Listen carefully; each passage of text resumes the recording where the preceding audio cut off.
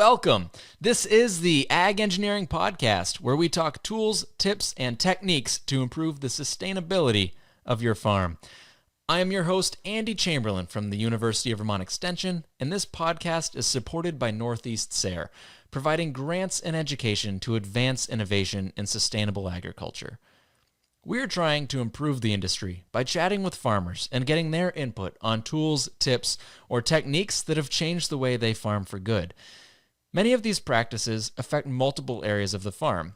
Whether it be environmentally, emotionally, physically, or financially, we share the knowledge to promote sustainable agriculture, lifestyle, and business. Thanks for having a listen. Now, let's get started. Today's episode comes to you from Barnet, Vermont, where we meet with Heidi Choate and Evan Perkins of Small Axe Farm. Together, they've got 20 years agricultural experience and 11 years in this business. They are growing on an acre of production, which includes about an eighth of an acre in both high tunnels and caterpillar tunnels. They sell primarily to retail wholesale markets, with 10% going to CSA or custom orders. Their sales this last year was about $115,000 gross, and they utilize about 2.5 FTEs. Heidi and Evan, welcome to the show. Thanks for having us on. Thanks. So I just set the stage a little bit about your farm, but if you could just describe what you do in one sentence, what would you say? We have a 1 acre no-till market garden on our off-grid homestead, and that's how we make our living. Cool. Well, today we wanted to talk about the no-till aspect of your farm. No-till is a popular topic right now. It seems to be brought up a lot at the trade shows and other podcasts, and defining it is tricky. So how do you define no-till on your farm? Well, we have been practicing no-till practices for 20 years. The first really good book we got on gardening, which I think was Ed Smith's Vegetable Gardener's Bible. He's like, this is how you should do it, and that's how we did it. And then we developed into a farm using similar practices. So we've got a lot of experience with it. Our particular version of it is we don't do intensive compost mulching or anything like that. So we use probably a normal amount of compost that most farm would use, and we will only break the top inch of soil, basically. We do use a tilther. So that's, in general, all we're doing. We're never inverting the soil layers. But because we're heavy on salad greens and radishes and things like that, we need good seed beds and good germination. And so for us, that means usually using the tilther to just provide a nice seed bed. And because we farm up north here, when soil comes out of the winter, it's not like a no-till farm in some place where it's warmer, where you can kind of keep that nice loose soil on top all year round. When soil comes out of the winter up here after having snow and it's gotten wet and dry and compacted and then wet and all that cycle, generally, especially in the springtime, that tilther is pretty necessary in our soil just to kind of get some friability in that top layer. So that's our version of no-till. So at the beginning of the season, how are you renovating a bed? Well, generally all the beds have, most of the farm is planted in some kind of green, or we'll leave whatever crop was on there if it's providing good bed coverage over the winter. So we try to overwinter stuff, all the beds with something in them. So it's pretty rare that a bed will be totally empty going over winter. And we don't cover crop because we operate in a really bio-intensive fashion, and we're just always our philosophy is that the more land you have open, the more resources you're using, and it just makes more sense, and especially since it's hard to move resources around, just to farm the beds we have open all the time. And so we're just rotating crops through the beds. So because we don't have overwintering cover crops or anything like that, in the springtime, pretty much everything will have died on the beds. And then if there is some living greenery there because it snowed early and things didn't get killed off, we might rake it to rake some of that greenery off. But other than that, we'll usually, for if it's a crop that requires it, we'll use the Tiltheron for planting greens or something like that. And we do use some other soil mulches, landscape fabric and other things like that pretty sparingly on the farm. And that might just go right over the bed. We might not do anything to it. So generally speaking, going into the fall, it's crop residues that you're using for soil cover. Yes. Yep. So you mentioned a little bit how you use the tilther to loosen things up. Are you broad forking your beds at all too, or not really? Yes. I think with most soil in a no-till system, like you use it less and less, and that's been our experience. And probably there was a bunch of years where we were using it more than we needed to. Our soil's just not really compacted. We don't walk on the beds. We don't run. We don't even walk behind tractors or anything like that, or BCS or anything like that. So we do broad fork, and we might crop specific broad fork more often than just like kind of just randomly broad forking because we think the soil is compacted. But if we're going to plant carrots, we're probably going to broad fork just to make sure that everything's as loose as possible for them, which is pretty typical for most no-till farms. No permanent raised bed system, 30-inch bed top. Yes. Yep. How would you make new beds? Well, in general, all of our land is we live on a hillside, which was overgrown pasture when we got here. Although it was hayfield before that, so because it was hayfield, it was rocked pretty well. There aren't a lot of big boulders or big rocks or anything like that. But there's fairly large trees. They've been growing up for 25 years. So anytime we're starting new beds, there's usually a tree involved somewhere. And pretty dense sod. So we generally will often occultate with silage tarps, but we always use a tiller to break the beds open just because there's often like large rotted roots and things like that in there that will just make it hard to work the soil. And then there will be some smaller rocks. So that first initial tillage allows us to kind of get in there and get stuff out of the soil that's going to make it hard to use hand tools. If we were taking beds from like pasture that didn't have that stuff in it, we might never use the tiller. Yeah, I think that's pretty common to use a tiller to get established, get it started. So you mentioned how you work on a slope and on a hill, and that's no joke. You are probably the steepest hillside farm, and you're farming all on a hill. You don't have any flat space. But for those who haven't been on your farm, explain a little bit about how much hill you're working with. Okay. So I think on average we have about 15% grade, which means like every 10 feet that the slope is dropping 1.5 feet. And then we farm an acre, but it's not all together. We've got a block kind of down near the house towards the bottom of the hill, which is really not the bottom of the hill. It's just the bottom of our property. It goes way downhill from there too. And so we've got about 1/4 acre down there. And then we've got, like more like 2/3 of an acre at the top of the hill, and then a few other beds in other places. But from bottom to top, it's probably 175 feet of vertical over a very short distance. So we walk up and down the hill a lot, and which most times is great, keeps us fit, and then we swear sometimes when we forgot that tool at the top of the hill or didn't close the greenhouse. Yeah, we're slipping the mud on the way down in the springtime. Because it's that steep, you're not utilizing wheeled equipment very much. You're not pushing a wheelbarrow around with compost or trucks and tractors. Yeah, so we don't own a tractor, and we do use wheelbarrows, but they're often just a little bit less convenient because the hillside's steep, and then there's just stuff to get around. So we're kind of back in the Stone Ages. We do use the wheel, but in a limited fashion. So it may be like 14,000 BC or something like that. Early wheel development. Yes, exactly. They're not quite round. So we do use wheeled stuff, but it's just less practical. And we, one of our many lovely neighbors will loan us a tractor a couple times a year to move compost around.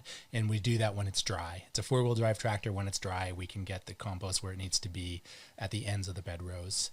So we'll pile compost a couple times a year, or whenever it's dry, we'll move the compost where it needs to be. And then it's moved onto the beds with 5-gallon buckets. Or if the compost is fairly dry, we'll use grain scoops to move that onto the beds. And on harvest days, we bring the truck to the top of the hill and we just fill it and bring it down and sort of up and back. So you use the truck for primary For harvest. Yeah. Yep. Yeah, and the truck works pretty well for harvest because we only need to get it into one position near the fields, but it's not every day that we could bring a truck all the way around the beds, just because it gets really steep in certain spots, and you can only do it when it's dry. But unless it's really rainy, we can usually bring the truck to the top of the hill on a harvest day. But we're harvesting from the top of the hill in March, so until May, usually we're hand carrying stuff down.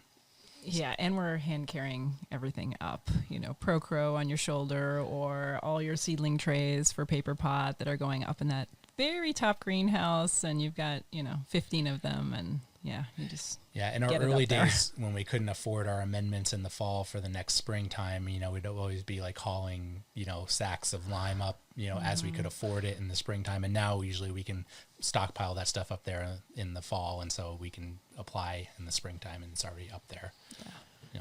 Have you figured out a list system so you're never going up the hill empty-handed?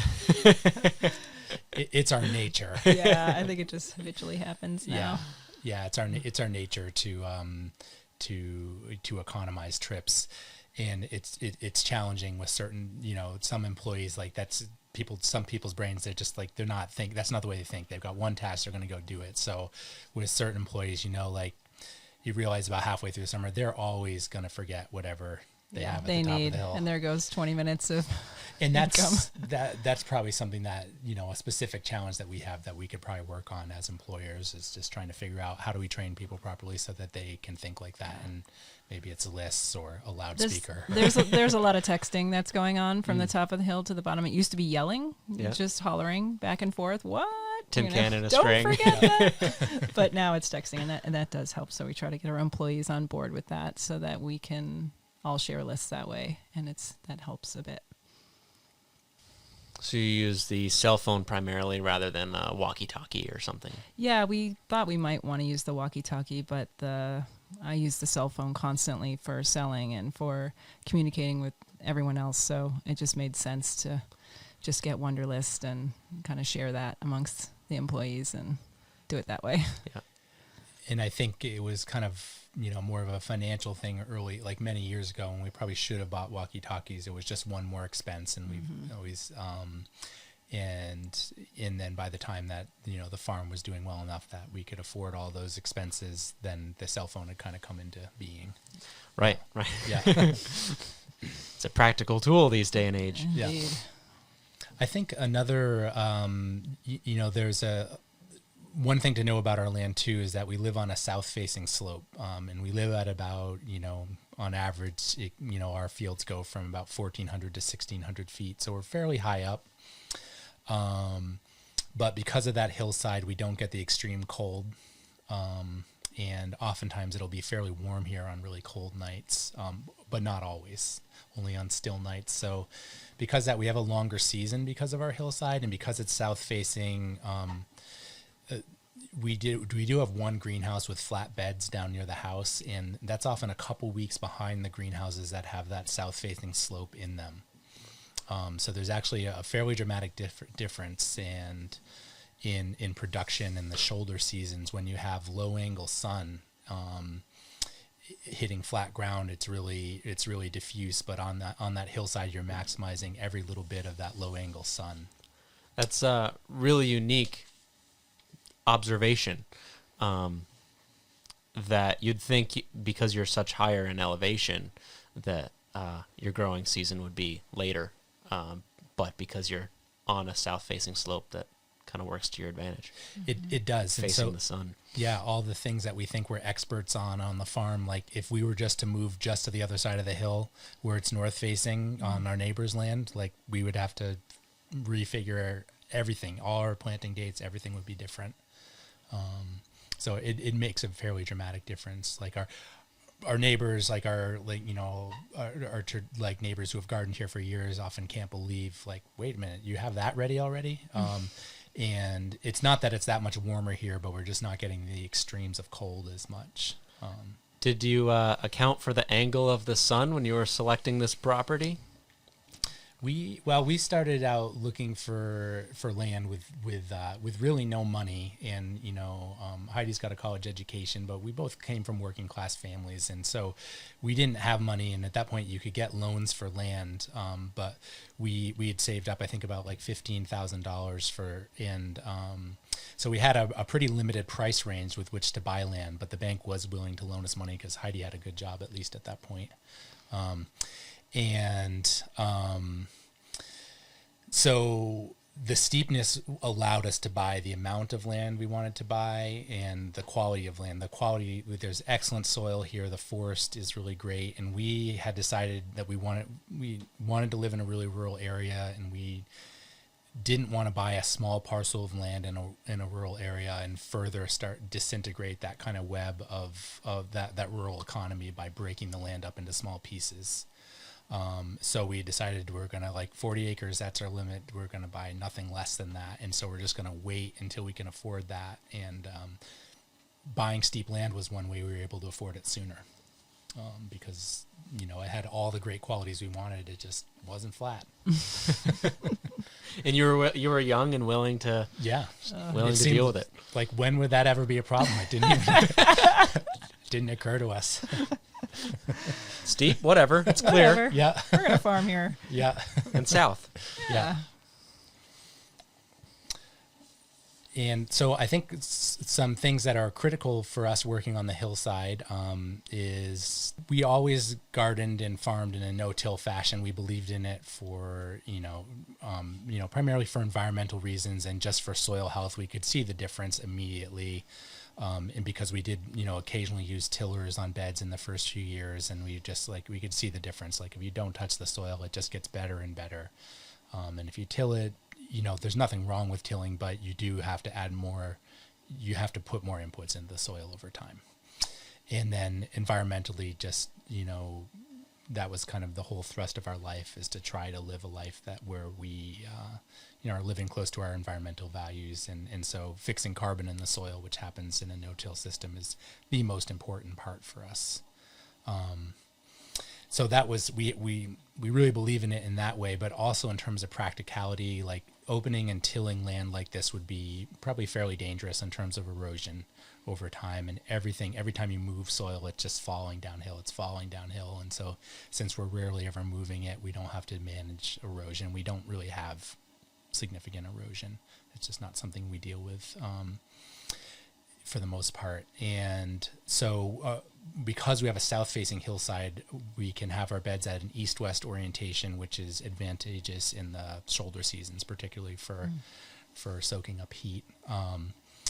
And we manage the erosion that we have off of the top of the beds so that when water comes down the hillside, it'll go into the pathways and drain out the ends. And we do have a couple larger swales or ditches above our two levels of greenhouses at the top of the hill, and that will really break up that water flow as well. So we don't have mass water coming down into our beds anyways, and the water that's in an intense storm that's draining off the bed will erode soil from the bed down into the pathway below it. And then usually once a year, we'll take that soil that's below the bed and bring it back uphill, and we always move the soil uphill. So that soil that does erode off the beds isn't going anywhere. It's just going into the pathway below it. And then usually that's kind of like adding like fertilizer, compost, everything. In that time when we add the soil back up onto the bed, there's a lot that builds up in those pathways, because all of our crop residue actually gets composted right in our pathways for the most part too. So that's actually really advantageous every time we move that soil back onto the bed. I think, one thing to note is that we farm on the steep hillside, and we farmed through Irene. In that year, our town had what's known around here as the May flood, which was far worse than Irene in terms of damage, where we got about 5 inches in an hour. And we had almost no erosion during that. We had some damming up and breaking through, but it was, we were up and running like pretty much the next day. Through those pretty massive events, which are more and more common. And then it's also, a lot of summers you'll get 3 inches in like 15 minutes. Like that happens pretty regularly, and our farm weathers those things really well. Yeah. So that's, how we've managed erosion on the hillside. I think there are also some other major advantages. And this spring for a lot of farmers was really cold, and they were really slow to get crops out. We really didn't notice any major difference in when we were getting out our first crops. One thing is we do a lot of season extensions, so we just, we have the materials and the know-how just to kind of warm things up as needed and cover things, but also that whatever little low-angle sun we got this springtime was really aggressively warming our soils, and then everything also dries out a lot quicker on the hillside. So we can plant typically if there isn't snow on the ground, we'll be planting like the 1st of April. And then oftentimes we'll go and use a roof rake even, or a shovel, and we'll shovel off a bed section. If we see the weather window, it's like, oh, the soil could melt on Wednesday. We'll shovel it off on Monday and then plant it Wednesday afternoon. And so it's pretty typical for us to get crops in the ground really early, which actually is a significant advantage for us because, a couple of years ago, I remember we planted greens on April 1st, and then no one saw the ground again until the 15th. It snowed, but we had them under black silage tarp, and so that was sticking up at points, and we got a whole crop of greens that we wouldn't have gotten. That was probably $1,500, and that's 1% of our income, that we wouldn't have gotten just by being able to get in the ground early. It's worth picking up the shovel in the snowstorm. Oh, yeah. Yep. So, no doubt farming on a hill poses many challenges, but it sounds like there's a lot of advantages there too. Yes, I'm not sure they all equal out, but yeah, we've taken, I think, we're really homesteaders at heart. That's why we're here on this land doing this, is we wanted to build our own house and build our own farm, and probably because we both enjoy the challenge of solving problems, and that's probably every farmer out there. That's what attracts them to this, and so yeah, we found advantages to it, and certainly there are climatic advantages and market advantages for us that we found. I think there's just a lot of tools we can't use and a lot of things that we can't do here that are pretty standard for other farmers that are good things to be able to do. Like get your compost right next to your beds, or be able to get in, drive to your fields in April. Things like that. You mentioned how you're how you use compost, but not as a mulch. Are you just using that as a soil amendment? Just how much are you adding? Just a sprinkle, or are you adding a layer? Yeah, we kind of have a standard of every bed on the farm gets at least, we do I don't know what it is in yardage, but we do 4 or 5 5-gallon buckets per 45-foot row, which is our standard row length, because that's also the row length of the paper pot chains, and that just happened to work out, but it's always been our standard row length because we decided on it randomly one day. I don't know why we didn't make them 50, but I think it was because the way the hill was, we could only fit 4 45-foot beds. We couldn't fit 4 50-foot beds. So, and then we double that for the heavy feeders too.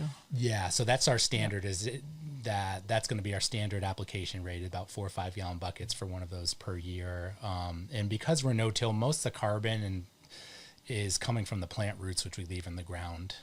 So there's really a lot. We're building up organic matter over time, regardless of compost.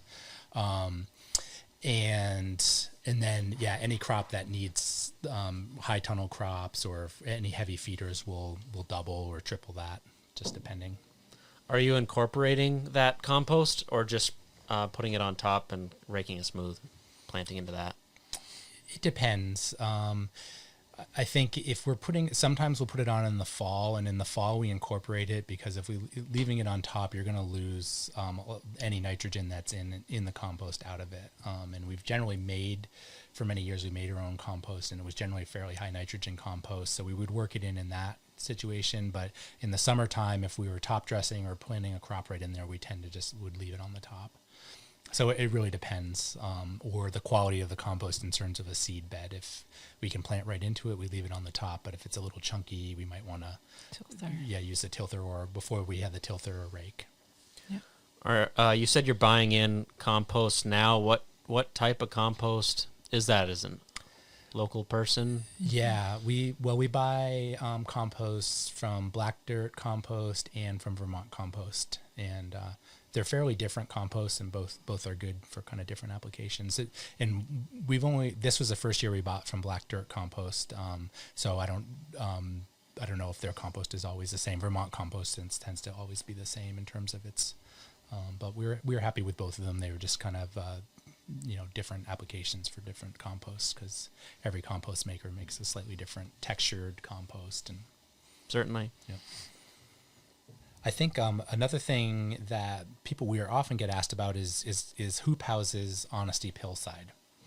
And so our hoop houses are also across the hill, so they're kind of set up so that the ground from end to end is fairly level because they're across the hill. But our 21-foot wide hoop houses, which is the widest we can have on our hillside, have a 2-foot post extension on the south side, which is the downhill side. And because that ground is probably dropping closer to 3 feet as opposed to 2 feet over that period of time, for our bigger hoop houses, we did excavate some dirt along the top row and move it to the bottom row. So they're slightly terraced. They're still sloped downhill, but they're slightly terraced for the wider greenhouses. Unless we were to invest in a more expensive greenhouse system, that's kind of the most that our greenhouse supplier, that he's like, yeah, don't probably extend your posts more than 2 feet. So that's why we went with 21 feet wide. Also, since we have to clear all the snow by hand, the narrower the greenhouse, the better. Right. So that's kind of our unit when we buy a new hoop house. That's the width we do, because we can practically fit it into the landscape. And there's some real advantages with that. On the south wall, there's just like a lot of solar gain there. Snow, you never have to clear any snow off the south wall because it's so tall. And then there's a lot of height inside the greenhouse that's just added by, if we were on flat ground, we would put that 2 feet on both sides, because the higher the greenhouse, the better. We found, but in the beginning, when we didn't really know that, when we put up our first hoop house, things just, the more height you have, the more air mass seems to be better. As I mentioned before, we move the soil from the pathway below a bed back up onto the bed about once a year. It may happen in the spring or the fall, anytime those beds are completely empty. We always did that with a shovel. So our farm was only about half to 3/4 of an acre when we were still using the shovel. And that was a lot of work, especially in the springtime, if you needed to do it in the springtime, like the pathways had filled in. We need to have those raised beds so water can't flow continuously down the fields. It's always broken up by a pathway. And it was just a lot of work in April when you need to get everything done. And then we also were digging pathways out. And so a couple of years ago, we bought a tool called the Tilly, which is basically it's a hand operated tool with a big lithium ion battery, and it has a hub motor, and that basically runs a wheel that's got a bunch of essentially collinear hose on it, or in a circle. They sell it in Johnny's, I believe, still. I think we bought it initially through Johnny's, or we may have gone directly from the company. And that tool is really great because we can stand on the pathway above and run that tool at an angle, and it will shoot all the dirt from the pathway uphill onto the bed above it. And so with that tool, we could, in a day, do the whole farm, or less than a day probably, all the pathways in the farm. So on that critical day in April, before we've planted crops in there or anything, we can just get it done. And even though we spend a lot of money on a tool that we don't use a ton. It's like that day that we have to use it, it really saves it. Those few days, it makes a lot of difference. Yeah, we used it to just reclaim all of our edge space as well, which is really, really handy, and it's so fast and easy to use. So that's been super helpful as well. Yeah, I think edge space with farming on a hillside, because we can't like put everything together, and when the greenhouses kind of have to be separate from the beds, we end up with quite a bit of edge space, and which in a no-till system can be a challenge, you know, because and so we'll use that the tilly to just cultivate along the edge, and we can do that really quickly. We used to do it with a wheel hoe, but it's just faster with the tilly. And then if sod is encroaching, you can actually kind of break up sod with it a little bit. Without having to own a big tiller to do all the edge space, we can use that small light hand tool to do it. And the battery is really big and lasts a long time, so it's never been an issue with us. That's really powerful. And, you know, we'll walk behind it as well and occasionally do just go straight down a pathway if it just needs a quick go over. And that's great too. Yeah, and it works. You can cultivate to like a 1/2 inch because you can control the motor speed. So it works well as a cultivator, because a lot of other cultivators like that, they're just going to sink right in, and we don't want to do that in our system. If we're cultivating, we want it to be shallow. So because you can control the hub motor speed, you can spin it at any speed and control how fast it's going and what depth it's going into the soil. And whether you're just skimming across the surface or letting it dig down. Exactly, like a mini tiller. Yeah, and it's really easy to fabulous. control. Like, you can't really control that well with a tiller except by going faster or slower or pulling back on it. And with this, it's just a little trigger control, and you can control all of that really easily. So it's been, I think it was around $1,000 to buy it and the battery. And that is a tool that probably, you know, is a few year payback type thing, because it's not, we're not growing additional crops because of it, but it's labor savings. And so it's paying back. It probably paid itself back by now that we've owned it a few years, but it didn't pay for itself in the first year like some of the tools that we've bought. You mentioned a lot of its benefits are kind of bringing the footpath back up into the bed and cleaning up the edges of the bed, particularly because you're on a hill. Do you think it would be just as effective for somebody on flat ground?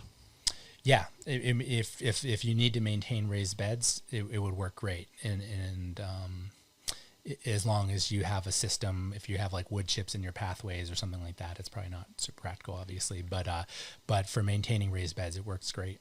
And I think for a lot of small scale farmers, people use it as a cultivator exclusively, and I think it works really well as just like a power cultivator. And you can also add a wheel hoe to the back of it if you want to, and use it that way. So you can just basically essentially wheel hoe faster. But we've never used it for that, because it's not really we don't usually wheel hoe a lot as part of our system. I took a couple of pictures and a video clip of Evan demonstrating this fall, so I'll share that on our show notes on the website, as well as our YouTube channel if you want to see the tilly in action. Well, I think one thing is that because for every farm, it's about move, like what all farmers do is just move things from one place to another. Like that's primarily our job description, is put this here, take this there, put this here. And so because we have a hillside, it's hard to move around. It's hard to, even wheelbarrows are a pain to move stuff in and out of beds and stuff like that. We pretty early on went to a system of composting all of our crop residue right in the pathway and just kind of like leaving that right down there as a mulch layer. And so we'll tend to either rake that off with some dirt in it, so that it's not just a big layer of green, it's mixed with soil already. And so if you mix a little soil into it, it tends to decompose really quickly. We don't have disease problems or anything like that from it. We also use like a brush cutter to clear our greens beds, and all those greens just go into the pathway below the bed, and they're mixed with soil because of that brush cutter, and is kind of mixing them in. And then the soil, all the roots are left in the soil, all the greens are gone from the top. And so instead of making compost, hauling that out, turning it, doing all that, it's staying right there. In those pathways, a lot of that green matter is either that carbon's going down into the soil from there, or it is being re-put back on the top of the bed at some point when we shovel the pathways up. So that's one way we deal with the hillside, and one less thing to move around, but keeping all that fertility in the beds where it belongs. Are there other key elements to your sustainability practices that you'd like to share?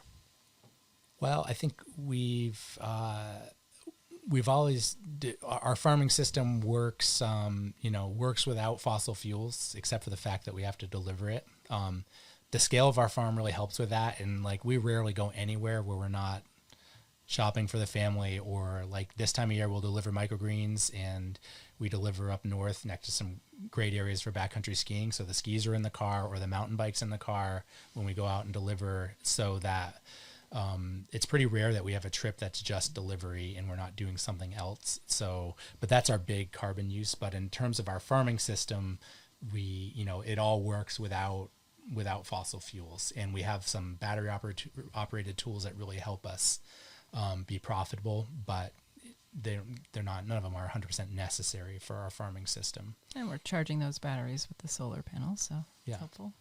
And our farm's off grid, so we that kind of like forces you to live within your power means. So we have a solar power system and batteries, and so that's how we pump our water, that's how we charge our batteries for our tools, run fans and that kind of stuff. So we use very little energy on the farm just because we don't have it. And even an off-grid system, like it costs, if we had a full-scale off-grid system, that has carbon costs as well. So having a smaller one that we could afford, it's all part of the picture in terms of environmental sustainability, and it makes us have to think about our energy usage. And it would be awesome to load up the greenhouses with fans and ventilation, and we would get some crop improvement with that, but it's also a ton of energy you're using all day long, every day.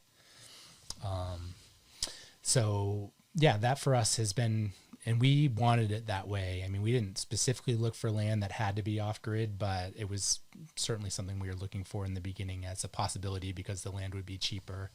And we're also not terribly self-disciplined people. Like we're really idealistic, and we have, but it's really hard in that moment when things are hard, not just to flip the switch. And so if you don't have it to flip or whatever, crank the heat. Yeah. Or just fire up the tiller on the tractor and just plow all those weeds in and be done with it.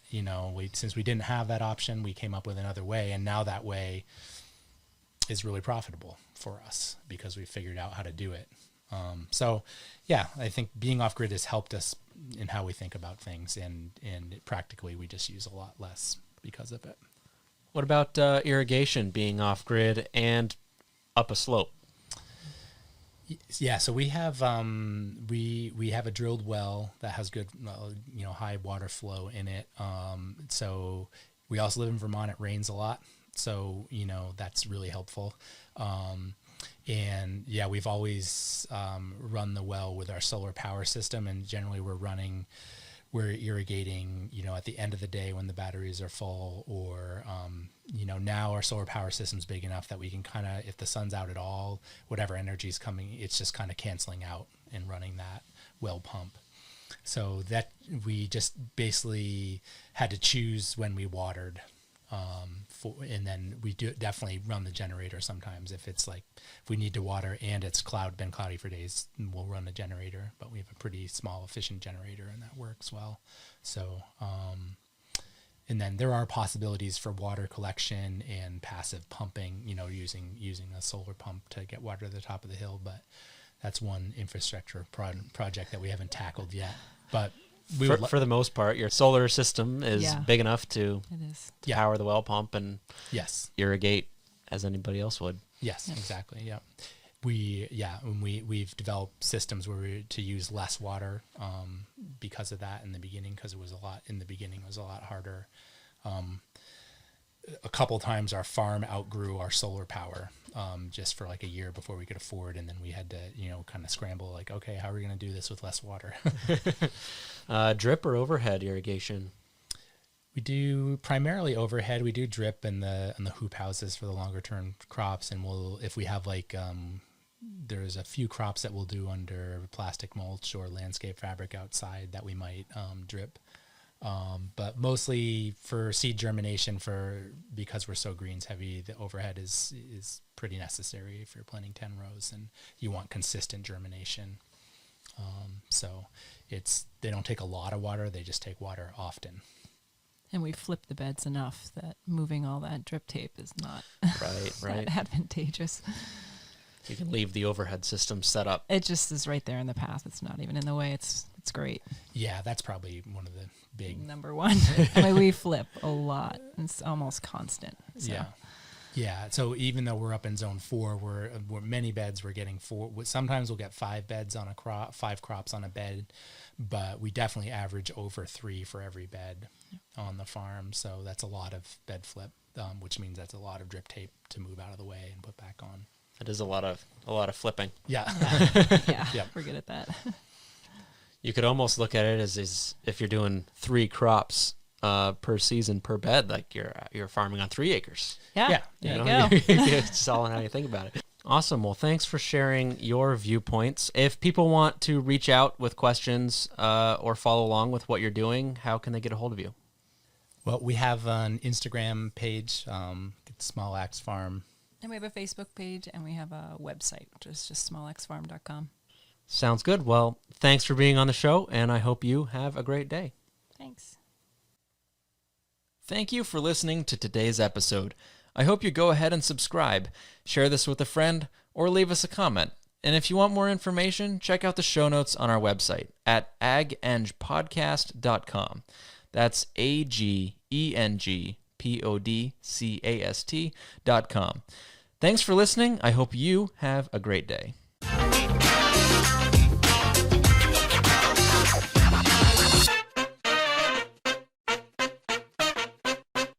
The proceeding has been a production of University of Vermont Extension. For more information on Extension, log on to www.uvm.edu/extension.